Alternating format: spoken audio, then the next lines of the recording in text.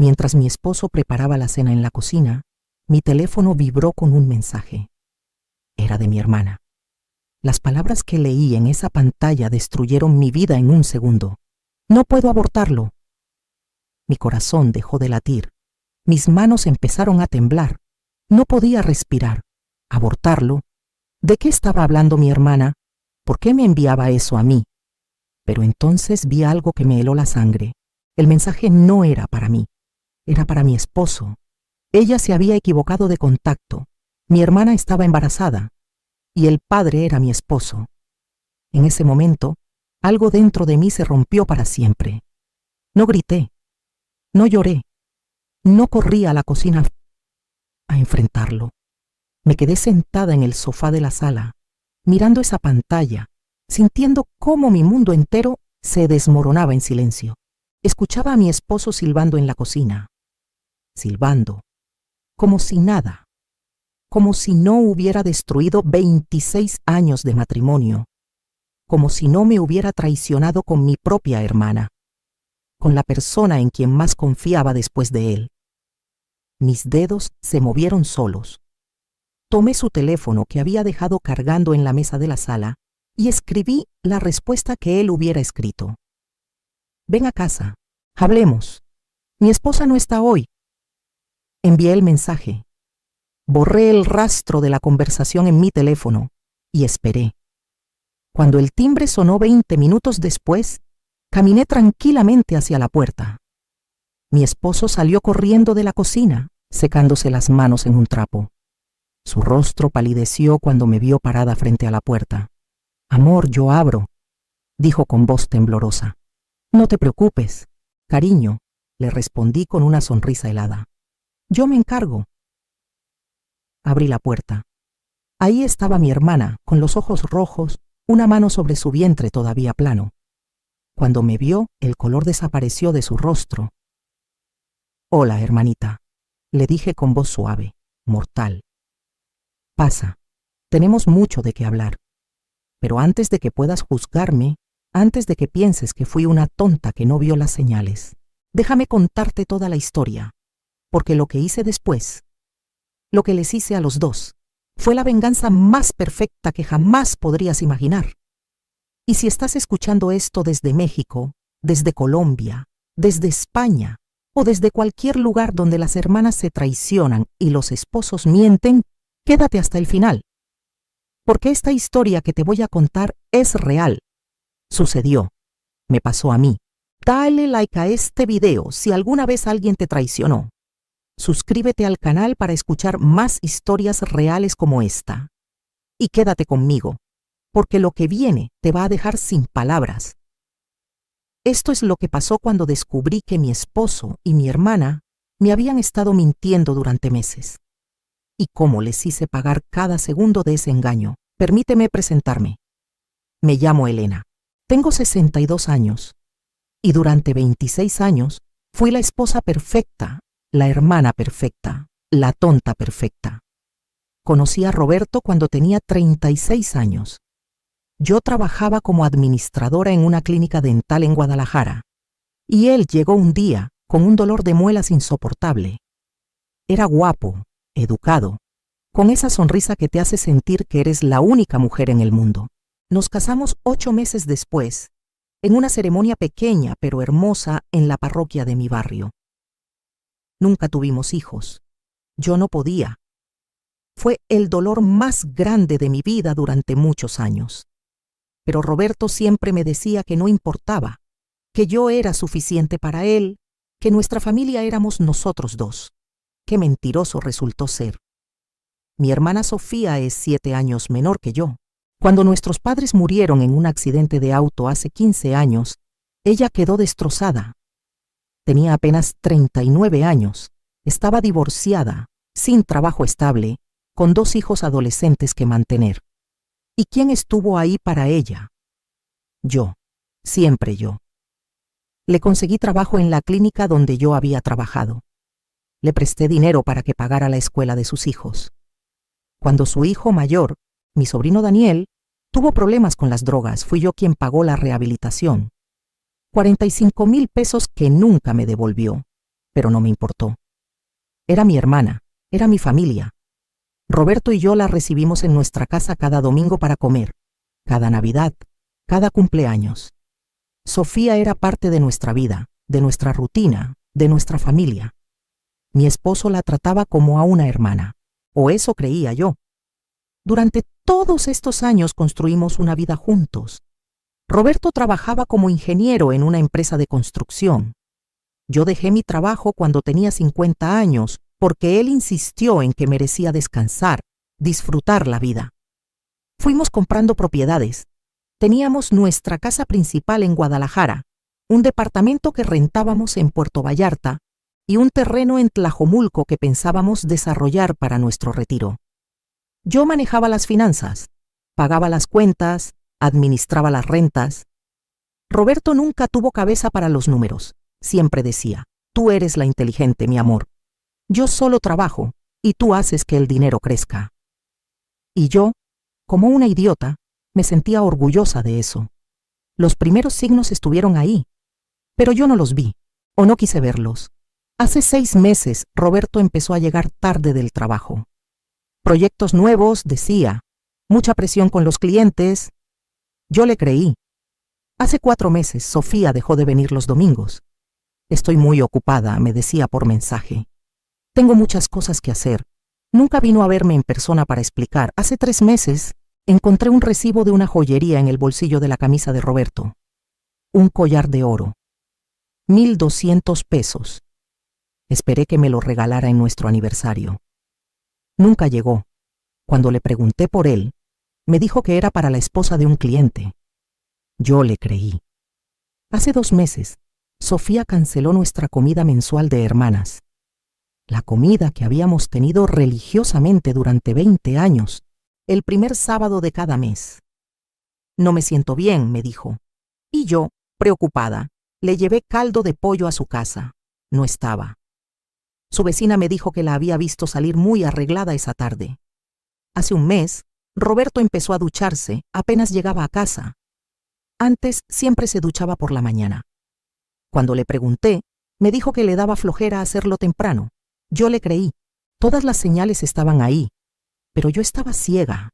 Ciega de confianza, ciega de amor, ciega de estupidez.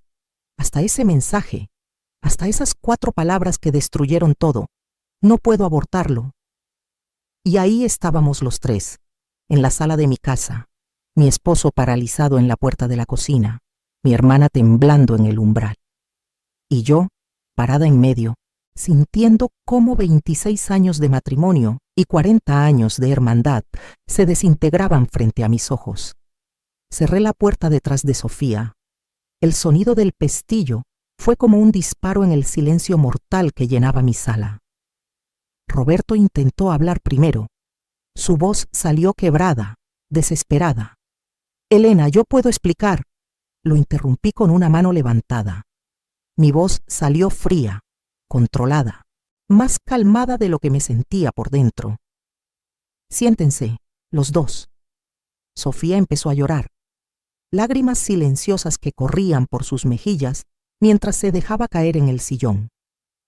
Roberto se quedó de pie, paralizado, todavía con el trapo de cocina en las manos. Dije que te sientes, Roberto. Se sentó. Yo me quedé de pie. Necesitaba estar arriba, tener el control, aunque mi mundo se estuviera cayendo a pedazos. ¿Cuánto tiempo?, pregunté mirando a Sofía directamente a los ojos. Ella no respondió, solo lloraba más fuerte. ¿Cuánto tiempo?, repetí, esta vez más alto. 8 meses, susurró Roberto. 8 meses mientras yo cocinaba para él, mientras lavaba su ropa, mientras compartíamos la cama cada noche, mientras yo le decía que lo amaba. ¿Dónde?, fue mi siguiente pregunta. Silencio. En nuestra cama, en el departamento de Puerto Vallarta que yo administro, en la casa de ella. En hoteles, murmuró Sofía sin levantar la vista. Y a veces, en mi casa cuando los muchachos no estaban. Sentí que algo se rompía dentro de mí.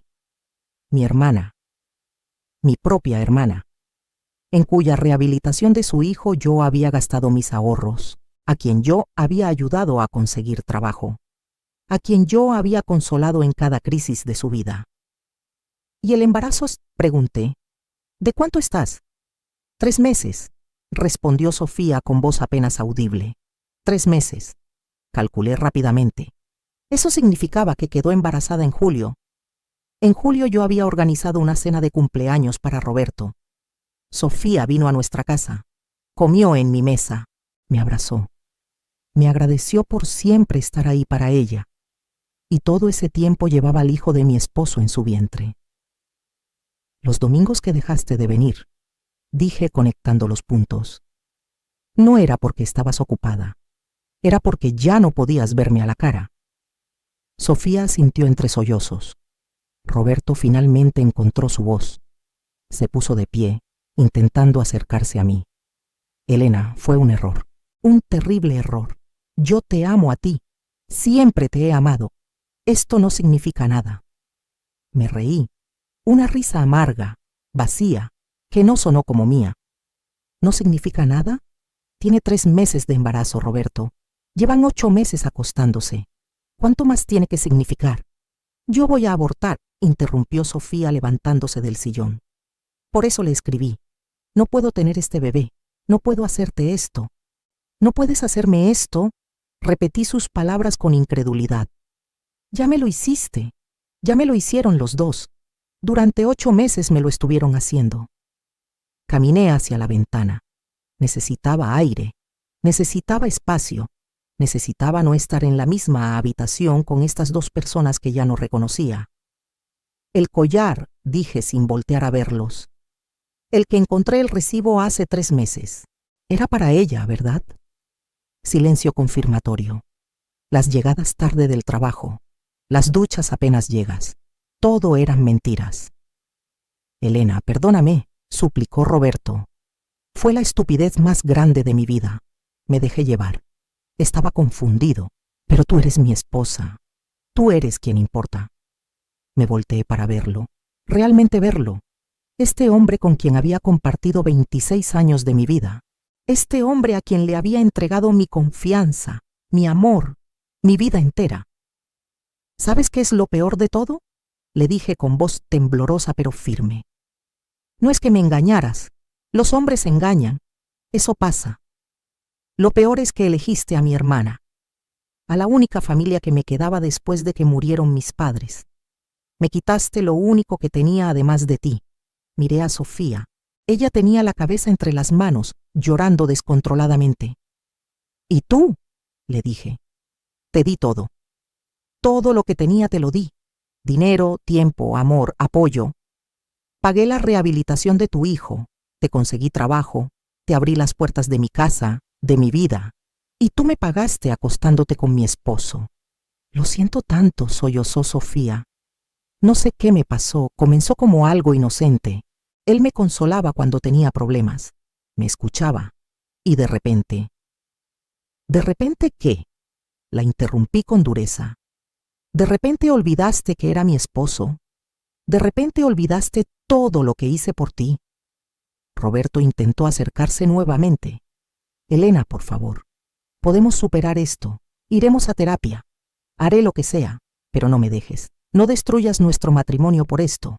Lo miré fijamente, y en ese momento algo cambió dentro de mí. Ya no sentía dolor. Ya no sentía tristeza. Sentía algo frío, calculador, poderoso.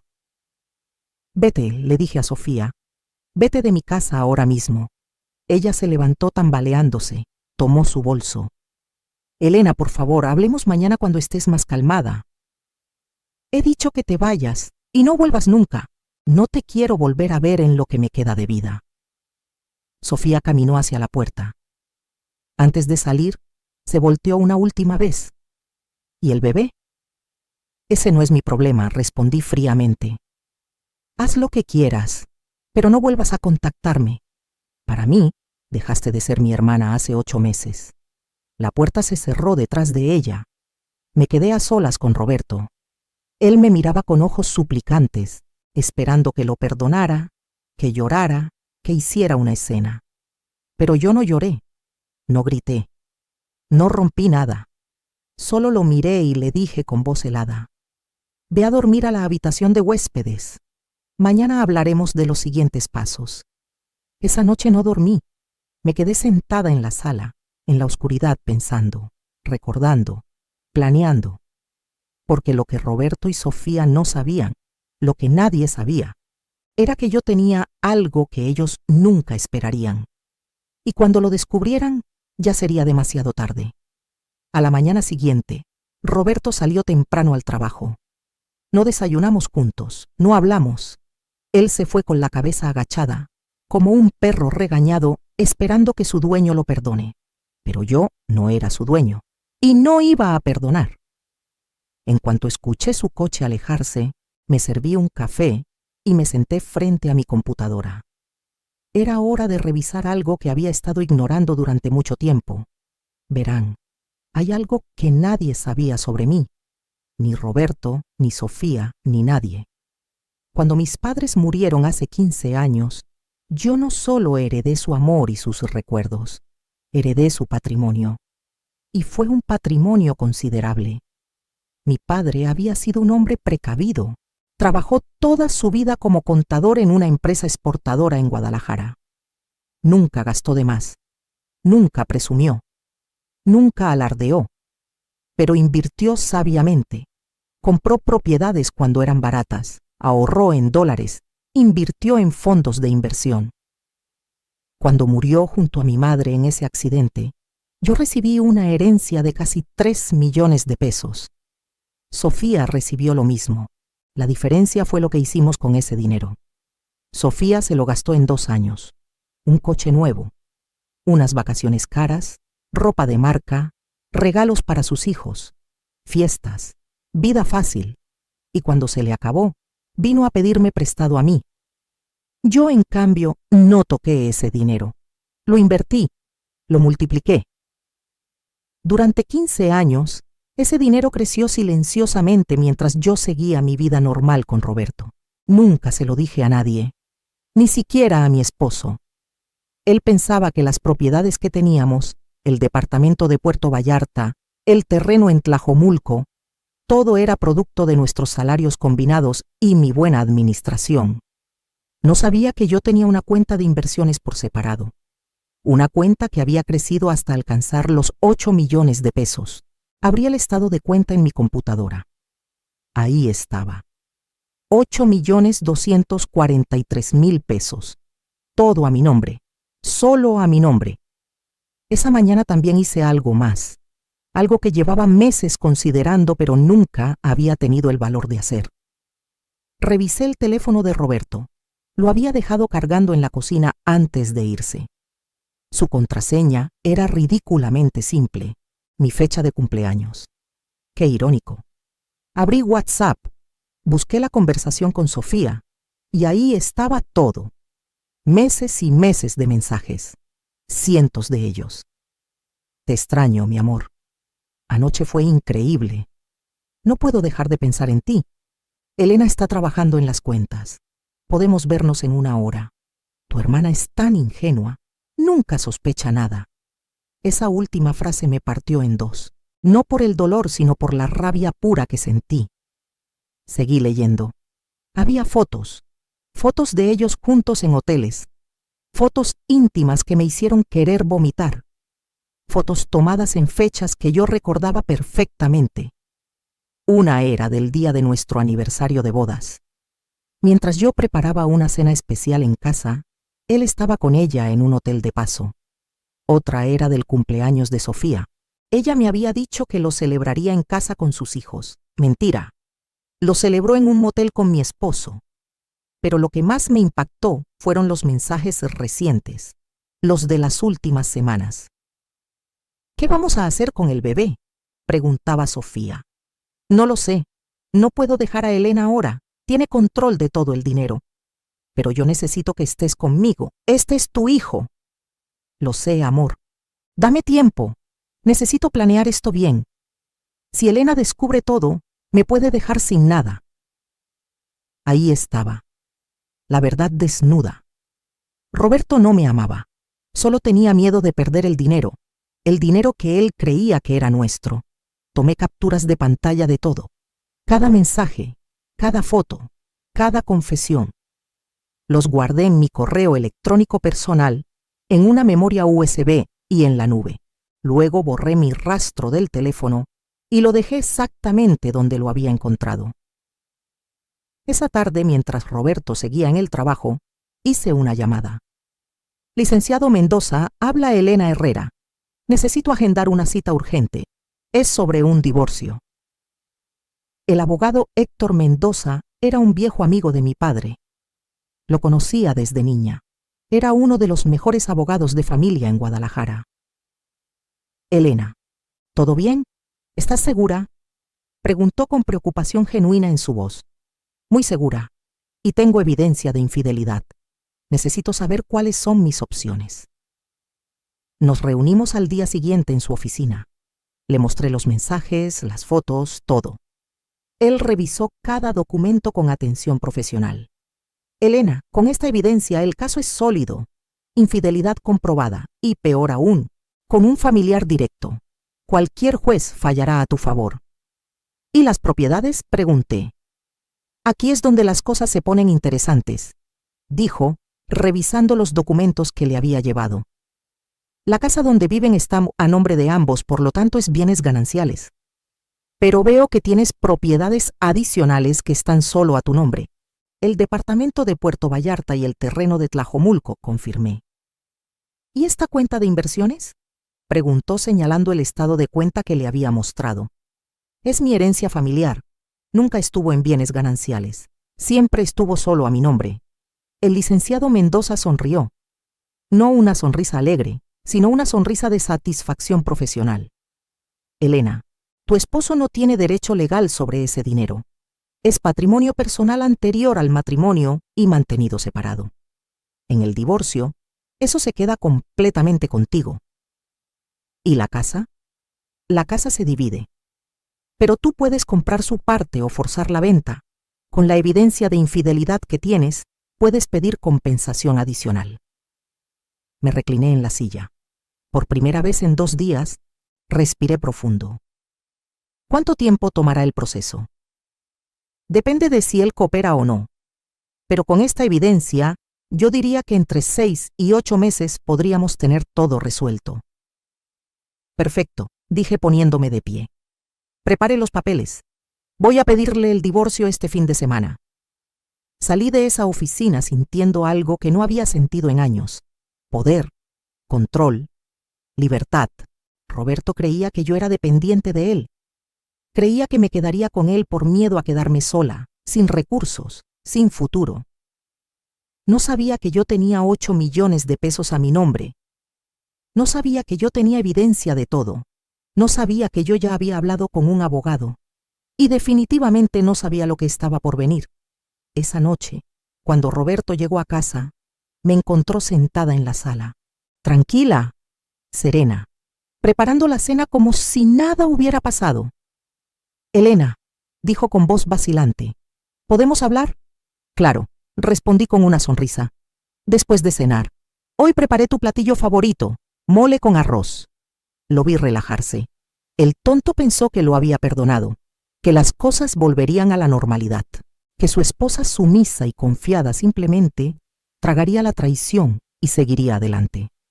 No tenía idea de que mientras comía ese mole, mientras disfrutaba esa cena, yo estaba planeando exactamente cómo destruir su mundo, así como él había destruido el mío.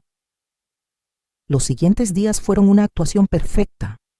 Cada mañana me levantaba, preparaba el desayuno, le daba un beso a Roberto en la mejilla antes de que saliera al trabajo.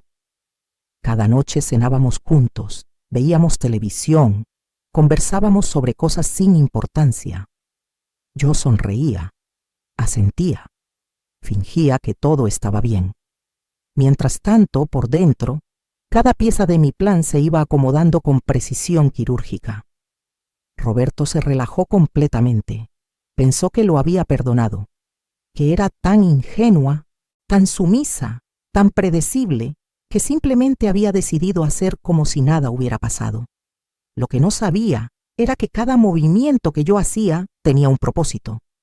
El tercer día después de descubrir todo, Fui al banco. Transferí los 8 millones de mi cuenta de inversiones a una nueva cuenta en otro banco. Una cuenta que solo yo podía acceder. Una cuenta cuya existencia ni siquiera aparecía en los estados de cuenta que llegaban a la casa. El quinto día fui a la notaría. Actualicé mi testamento. Todo lo que era mío iría para una fundación de apoyo a mujeres víctimas de violencia doméstica. Roberto no recibiría un solo peso si algo me pasaba. El séptimo día contraté a un detective privado.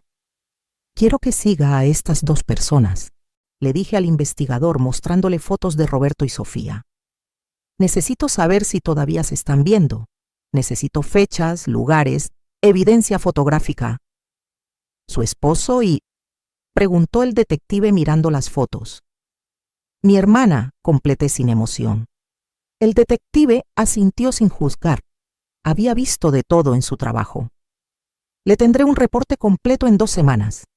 Mientras esperaba, seguí representando mi papel. La esposa perfecta, la tonta perfecta. Una noche, Roberto intentó tocarme en la cama. Me aparté suavemente. Estoy cansada, amor, le dije con voz dulce. Mañana, ¿sí? Él no insistió. Probablemente estaba agotado de su doble vida. Lo que Roberto no sabía era que yo revisaba su teléfono cada vez que podía. Cada mensaje que enviaba, cada llamada que hacía, yo lo sabía. Los mensajes con Sofía continuaban. Elena está actuando raro, escribió Roberto una noche. ¿Crees que sospecha? Respondió mi hermana. No, solo está procesando todo. Ya sabes cómo es. Sensible pero débil. Se le pasará. Débil. Me llamó débil. Guardé esa captura con especial satisfacción. Sofía escribió de nuevo. Necesito dinero para el doctor. Los estudios del embarazo son caros. No puedo sacarlo ahora. Elena maneja todo el dinero en cuanto las cosas se calmen, te ayudo. ¿Y si se lo pides? Está rara conmigo. Mejor espero. Leí esos mensajes y sonreí. Que esperara todo lo que quisiera. El 10º día, fui a ver al departamento de Puerto Vallarta. Le dije a Roberto que iba a revisar que todo estuviera en orden con los inquilinos. Pero la verdad era otra. Puse el departamento en venta, discretamente, a través de una inmobiliaria exclusiva. El precio, 2.800.000 pesos. Un poco por debajo del mercado para asegurar una venta rápida. Hice lo mismo con el terreno de Tlajomulco. Precio de venta, 1.500.000 pesos. Todo a mi nombre. Todo bajo mi control. Roberto no tenía ningún derecho legal sobre esas propiedades porque las había comprado yo con dinero de mi herencia personal. El día 14, el detective me llamó. Señora Herrera, tengo el reporte completo. ¿Podemos vernos? Nos encontramos en una cafetería lejos de mi casa. Me entregó un sobre manila grueso. Lo abrí. Ahí estaba todo. Fotos de Roberto y Sofía entrando a un motel en 3 ocasiones diferentes durante las últimas 2 semanas. Fotos de ellos en un restaurante, tomados de la mano. Fotos de Roberto saliendo del ginecólogo con Sofía. Siguen viéndose regularmente, confirmó el detective. Al menos 3 veces por semana, siempre en el mismo motel de la Avenida Patria. Siempre entre 3 y 5 de la tarde. ¿Algo más? Su hermana parece estar teniendo problemas económicos. La vi en una casa de empeño hace 2 días. Vendió un anillo. El anillo de mi madre, el que yo le había regalado cuando cumplió 40 años. Gracias, le dije guardando el sobre. Excelente trabajo. Pagué el resto de sus honorarios en efectivo y me fui. Esa noche, durante la cena, Roberto me preguntó sobre mi día. ¿Cómo estuvo todo en Puerto Vallarta, amor? Muy bien, mentí con una sonrisa. Los inquilinos están felices, todo en orden. Lo que no le dije era que ya tenía un comprador interesado en el departamento. Una pareja de jubilados canadienses que querían cerrar el trato en 2 semanas. El día 18, me llegó un mensaje del licenciado Mendoza. Elena, los papeles están listos. ¿Cuándo quieres proceder? Pronto, respondí, muy pronto. Esa misma tarde Sofía me llamó. Era la primera vez que hablábamos desde aquella noche. Elena, dijo con voz temblorosa, necesito hablar contigo. No tengo nada que hablar contigo. Por favor, hermana, estoy desesperada. Necesito dinero para el doctor, el bebé. Hay complicaciones. Necesito hacerme unos estudios caros. Sentí una punzada. No por ella, por ese bebé inocente que no pidió nacer de esta traición. ¿Cuánto? Pregunté fríamente. 15,000 pesos. Te los deposito mañana, pero no vuelvas a llamarme. Y Roberto tampoco te van a ayudar más, créeme. ¿Qué quieres decir? Colgué sin responder. Le deposité los 15,000 pesos. No por ella, por mi conciencia. Ese bebé no tenía la culpa de tener padres traidores. El día 21, todo estaba listo. El departamento de Puerto Vallarta, vendido. El dinero ya estaba en mi cuenta nueva. El terreno de Tlajomulco, vendido. Más dinero asegurado. Los papeles del divorcio, firmados por mí, listos para ser entregados. Las evidencias, organizadas en carpetas digitales y físicas. Mi nueva cuenta bancaria, con más de 12 millones de pesos. Un departamento nuevo rentado a mi nombre en otra zona de la ciudad. Listo para mudarme. Todo en su lugar. Todo preparado. Todo listo para el momento final. Roberto seguía sin sospechar nada. Me veía preparar la cena cada noche. Me veía sonreír. Me veía comportarme como la esposa obediente de siempre. No sabía que cada sonrisa era una máscara, que cada cena que le preparaba era una cuenta regresiva, que cada día que pasaba lo acercaba más al momento en que su mundo explotaría en 1000 pedazos. Una noche, acostada en la cama mientras él dormía a mi lado, lo observé. Este hombre que había compartido 26 años conmigo, este hombre que me había jurado amor eterno, este hombre que me había traicionado de la manera más cruel posible, ya no sentía dolor al verlo, ya no sentía amor, solo sentía una fría determinación. Mañana era sábado, el día perfecto, el día que había elegido para que todo terminara.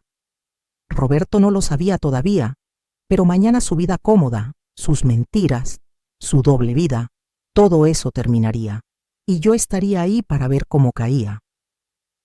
Sábado por la mañana. Roberto se despertó de buen humor. Demasiado buen humor para un hombre que había traicionado a su esposa. Buenos días, amor, me dijo con una sonrisa mientras bajaba a la cocina. ¿Qué planes tienes para hoy? Tenemos que hablar, le dije con voz neutral. Siéntate. Su sonrisa vaciló un poco, pero obedeció. Serví 2 tazas de café y me senté frente a él en la mesa del comedor. La misma mesa donde habíamos desayunado juntos durante 26 años. Roberto, he tomado una decisión, comencé con voz calmada. ¿Sobre qué? Preguntó con cautela. Sobre nuestro matrimonio. Vi cómo su rostro palidecía. Elena, yo te expliqué que fue un error, que no significó nada, que tú eres... Basta, lo interrumpí levantando una mano. No voy a escuchar más mentiras, porque eso es lo único que ha salido de tu boca durante meses. Mentiras. Saqué mi teléfono. Abrí la carpeta donde tenía guardadas todas las capturas de pantalla. Se las puse enfrente. Lee. Roberto tomó el teléfono con manos temblorosas. Mientras leía, el color desaparecía completamente de su cara. Elena está actuando raro. Sensible pero débil. No puedo sacar dinero ahora. Elena maneja todo. Seguí hablando mientras él leía. 8 meses, Roberto. Durante 8 meses me mentiste en mi cara. Durante 8 meses te acostaste con mi hermana mientras yo cocinaba para ti, lavaba tu ropa, cuidaba de ti. ¿Cómo conseguiste esto?, balbuceó. Eso no importa. Lo que importa es que lo tengo, todo. Cada mensaje, cada foto, cada mentira documentada. Deslicé hacia más fotos. Las del detective. Roberto y Sofía en el motel. 1, 2, 3 veces en las últimas semanas. Pensaste que había perdonado, ¿verdad? Le dije con una sonrisa fría. Pensaste que tu esposa ingenua y débil simplemente tragaría la humillación y seguiría adelante. Elena, por favor. Estas últimas 3 semanas estuviste tranquilo, relajado, pensaste que habías salido libre, que yo era tan tonta que ni siquiera te pediría explicaciones. Me puse de pie. Saqué de mi bolso un sobre manila.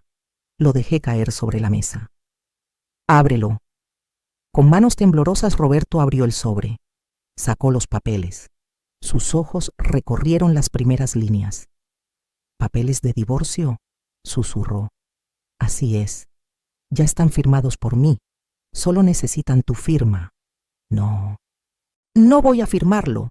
No voy a divorciarme de ti. Me reí. Una risa genuina, casi alegre. Oh, Roberto, no tienes opción.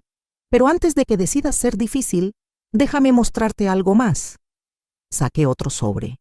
Este contenía los estados de cuenta de mis propiedades vendidas. ¿Recuerdas el departamento de Puerto Vallarta, el que fui a revisar hace 2 semanas? Asintió confundido. Lo vendí. 2.800.000 pesos. Aquí está el comprobante de la transferencia. Vi cómo procesaba la información. Vendiste. Sin consultarme. No necesitaba consultarte. Estaba a mi nombre. Solo a mi nombre. Comprado con dinero de mi herencia personal. Pero yo te ayudé a administrarlo. Tú no hiciste nada. Yo lo compré.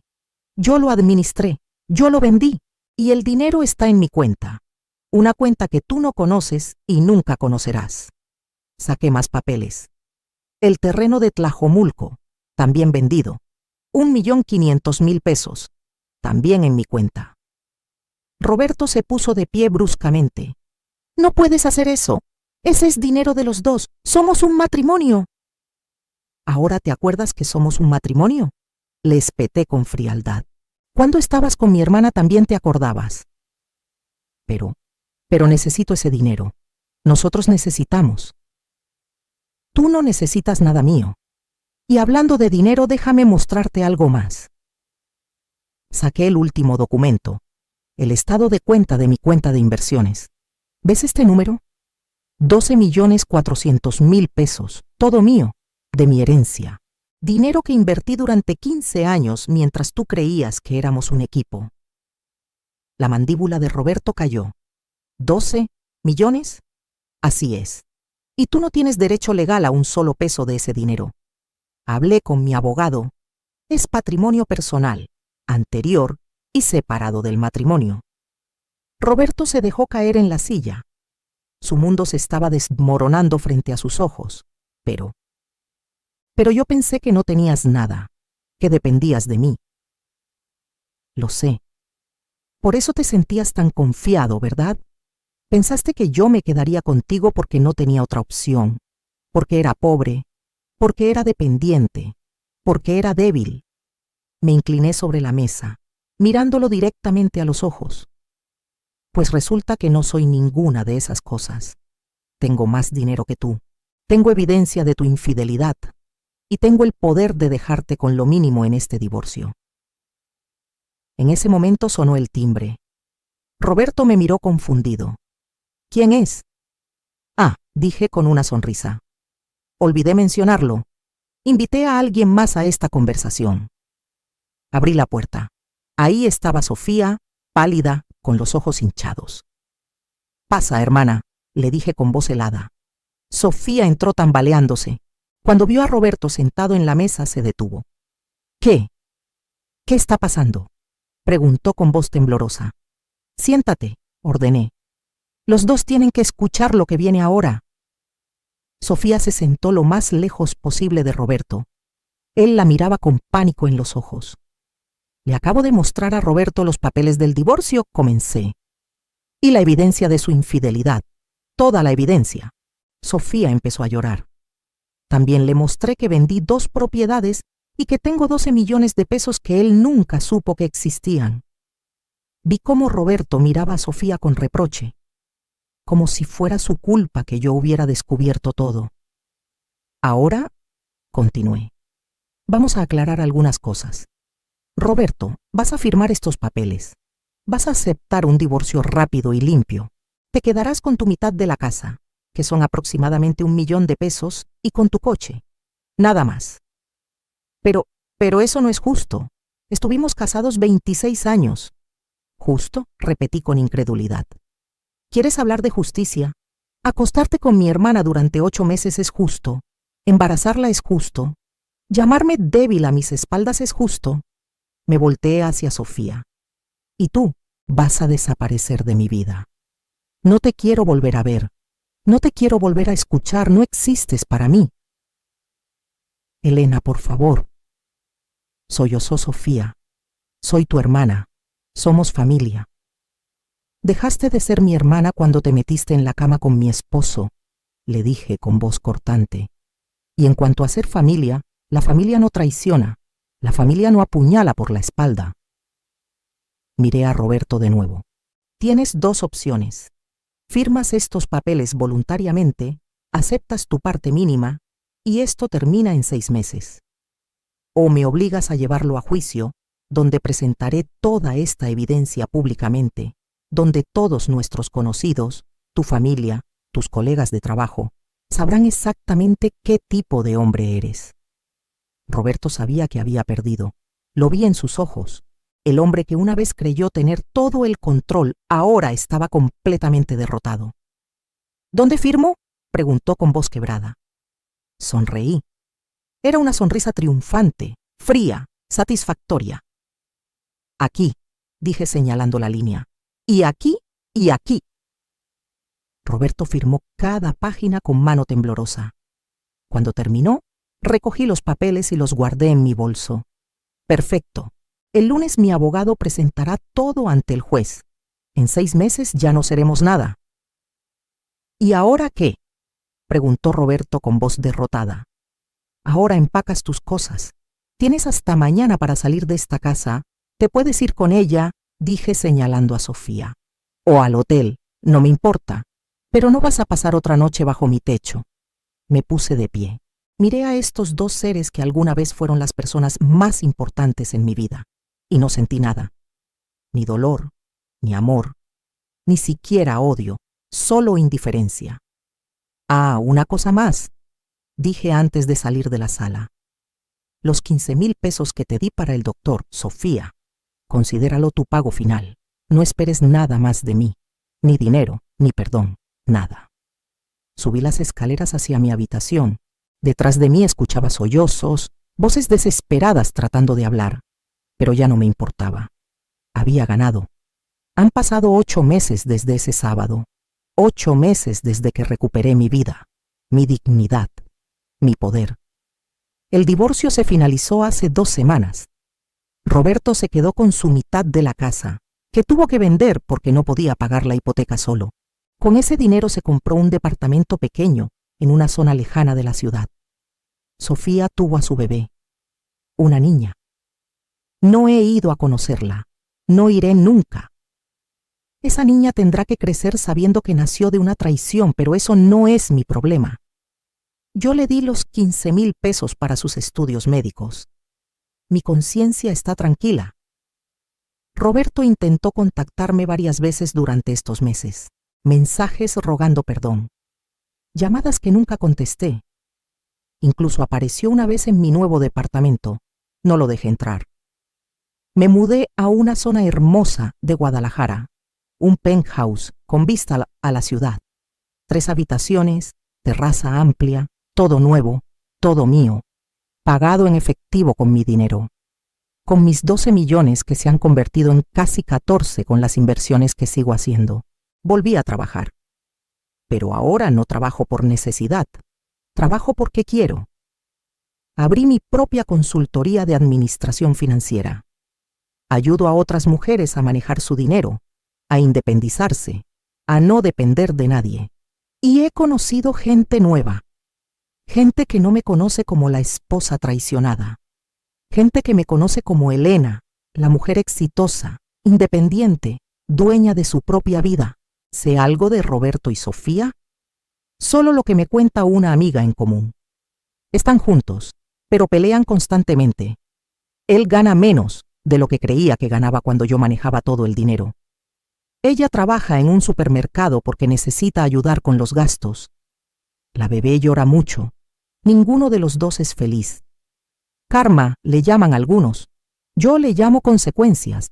Cada uno recibe lo que siembra. Y ellos sembraron traición, mentiras y egoísmo. Ahora están cosechando exactamente eso. Yo, en cambio, sembré inteligencia, paciencia y estrategia. Y estoy cosechando libertad, paz y prosperidad. Hay días en que pienso en esos 26 años de matrimonio y ya no me duele, porque me doy cuenta de que no perdí nada valioso. Perdí a un hombre que nunca me valoró y a una hermana que nunca me respetó. Lo que gané, en cambio, es invaluable. Gané mi dignidad, gané mi independencia, gané la certeza de que puedo enfrentar cualquier cosa sola.